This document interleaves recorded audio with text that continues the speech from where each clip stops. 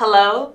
I know. Long time no see. It's your girl Bree Neal, comma, RN, BSN, CCRN, whatever credentials you want to throw at me. It's your homegirl, your favorite nurse, Bree Neal. And I missed you guys. I'm going to be quite frank. I missed you. I hope that you missed me. So I'm starting up my YouTube channel again, revamping it just a tad, and bringing you some new great content. So if you have any content you want me to talk about, feel free to go to my Instagram at ccnursebree or comment below, like, and subscribe.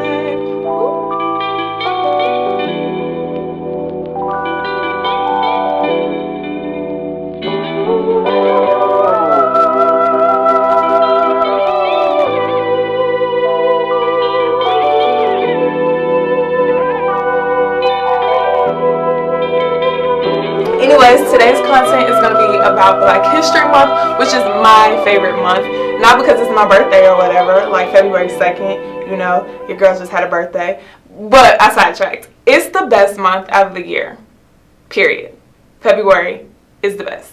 And so I'm going to bring you some nursing pioneers that basically landed the foundation for people like me of brown hue to be great and awesome, okay? So let's get started. Whoop, whoop, whoop, whoop, whoop, whoop. So the first person that I have is Mary Eliza Mahoney, the first African American to earn a nursing license in the United States. Born in 1845 in Boston, Massachusetts, 20 years after Florence Nightingale. So this was 20 years after the original pioneer herself laid the foundation for nurses. She was born of two freed slaves that moved from North Carolina to Boston. She attended Phillips School in Boston, which became one of the first integrated schools in the country in 1855. What? Crazy. With early teenage ambitions of becoming a nurse, she worked 15 years. 15 whole years, people, at New England Hospital for Women and Children. This hospital was unique because it staffed all women physicians. That's boss, y'all. I don't care what you say. Like, all women physicians in a hospital, I think that's pretty cool. I like to work there. During this time, she shifted through a variety of roles. She was a janitor, she was a cook, and finally she was a nurse's aide, which helped her get her foot into the nursing school. The hospital became one of the first to offer a nursing school program in the United States. This program was tedious, it was tiring, it was crazy. In 1878, she began nursing school at the age of 33. Guys, so if you think it's too late, it's never too late. Because of many requirements, many students were unable to complete this 16-month intense program. In fact, in 1879, only 4 of the 42 students completed the full program. And guess who was a part of that 4?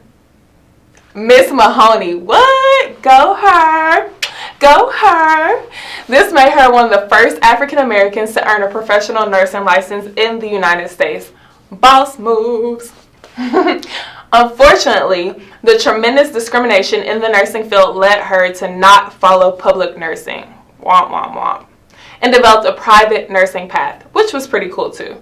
But she served as a private nurse for mostly white wealthy families along the East Coast. So she traveled up and down the East Coast serving white wealthy families. After years of being a private nurse, she became the director of the Howard Orphanage Asylum for Black Children. She also co-founded the National Association of Colored Graduate Students. Mahoney lived to be 80 years old, dying of breast cancer in 1926. Her activism, courage, liberation, and inspiration is influential to the African American nurses to this day. Next up, we have Dr. Lillian Holland Harvey, Dean of Nursing at Tuskegee Institute of Nurses. Born in 1912, she received a diploma of nursing in 1939. This was only the beginning for Dr. Harvey's career path. She received a bachelor's degree, a master's degree, and then a doctorate. She received a bachelor's degree in 1944, her master's degree in 1948, and in 1966, she earned her doctorate degree at Columbia University. With the tenacity, she was able to become the director of nursing training at Tuskegee Schools for Nursing. This school was a historically black nursing school that only offered a 3-year diploma program prior to her becoming the dean. Dr. Harvey became the dean of this program and helped initiate the transition from diploma to a bachelor's program, which is pretty cool, becoming the first program in Alabama. During World War II, she developed training programs and opportunities for African American nurses to join the Army Nurses Corps. She served as the dean of nursing at Tuskegee Institute for 25 whole years. In 1973, she retired. She advocated loudly and proudly for African American nurses, specifically in the state of Alabama. Her number one passion was integration. During her membership of the Alabama Association, she was required to sit in a separate section during meetings, which was awful. I can't even imagine, as a current day nurse, having to go through that. Remember, the legend Mary Mahoney. Well, Dr. Harvey was a recipient of Mary Mahoney's award from the American Nurses Association, started years prior. Pretty cool, huh? So, our next young lady, Estelle Macy Osborne, the first African American woman to earn a master's degree. Miss Estelle was born in 1901, started off as a public school teacher, which ended after an act of violence was committed at the school, which led to a near-death episode. Tragic. Her brother, which was a dentist, encouraged her to go to nursing school. Miss Estelle began her training at City Hospital No. 2 in St. Louis.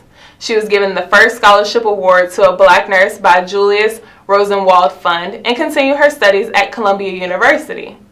Remember, Columbia University is the same place that Dr. Harvey Pryor received her doctorate. Miss Estelle went and received her bachelor's degree in 1930 and then later got her master's degree from Columbia State in 1931. She was the first African American to receive a master's degree in nursing from Columbia State. From 1934 to 1939, Mrs. Osborne served as the 11th president of the National Association of Colored Graduate Nurses, which is the association Miss Mary Mahoney co-founded. I find it so interesting that these women are standing on building blocks of each other. In 1946, she was also a recipient of Mary Mahoney's Award for her contributions to the field of nursing. And for that, I want to say thank you. She was also the first superintendent of nurses and director of the nursing school at Homer G. Phillips Hospital in St. Louis. The other two pioneers I want to mention are well known to Americans, are well known to African American history, but are not as well known for their service as nurses. Harriet Tubman, born in 1820, was essential to the troops who were infected with smallpox, using natural remedies and herbal remedies for treatments and healing. Surprise, surprise, Miss Harriet. Sojourner Truth, born in 1797, also served as a nurse. During her enslavement, she served as a nurse to the Dumont family. When Sojourner Truth achieved freedom, she worked for the National Freedoms Relief Association in Washington, D.C. As a part of this position, she often spoke before Congress, advocating for nursing, education, and formal training programs. She often spoke before Congress advocating for nursing, education, and formal training programs. And there you have it. Those are our 5 women pioneers of African American women. I can't even put into words how grateful I am for people to continue to advocate for us and stand for us, because we deserve everything and more. I'm so glad to have done my research about these ladies, and I feel empowered. I feel like I can go and make a difference, and maybe somebody 40 years from now could be talking about me. You know, I think it's pretty cool. So, like always, like, subscribe, comment. Let me know if you have any new content you want me to go over, any questions, whatever it is, whether it's education or motivation, I got it for you. And that's all I got for you today. Peace.